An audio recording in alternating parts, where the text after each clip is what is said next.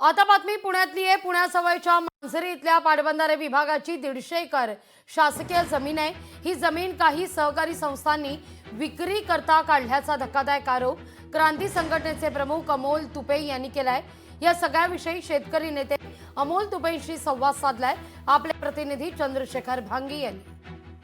पुण्यातील पाटबंधारे विभागाची 150 पेक्षा अधिकची जी जमीन आहे ती सध्या काही सहकारी संस्थांनी विक्रीसाठी काढल्याची सगळी धक्कादायक जो आरोप आहे तो शेतकरी संघटनेचे नेते अमोल नाना तुपे यांनी केलाय। नाना, थेट तुम्ही सांगा कशा पद्धतीने सगळा भ्रष्टाचार आहे आणि यासाठी आपण काय केलं?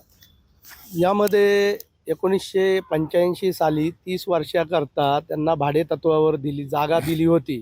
त्यांचा भाडे करार सुद्धा संपलेला आहे 2015 मध्ये।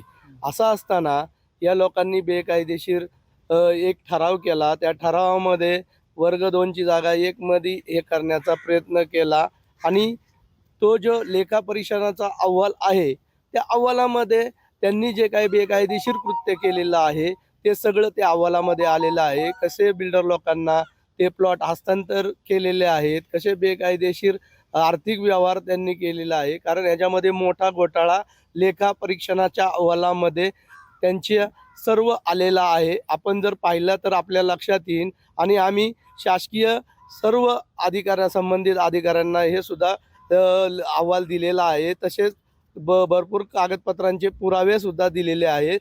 त्यांनी आम्हाला आश्वासन दिलं आहे लवकरात लवकर यांची चौकशी करून यांच्यावरती आम्ही फौजदारी स्वरूपाचे किंवा काय जे असतील ते गुन्हे दाखल करून आम्ही त्यांची चौकशी करू।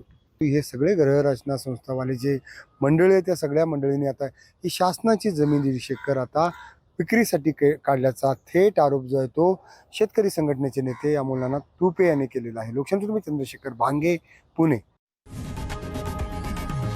लोकशाही मराठी ऐका, पहा, जागरूक रहा।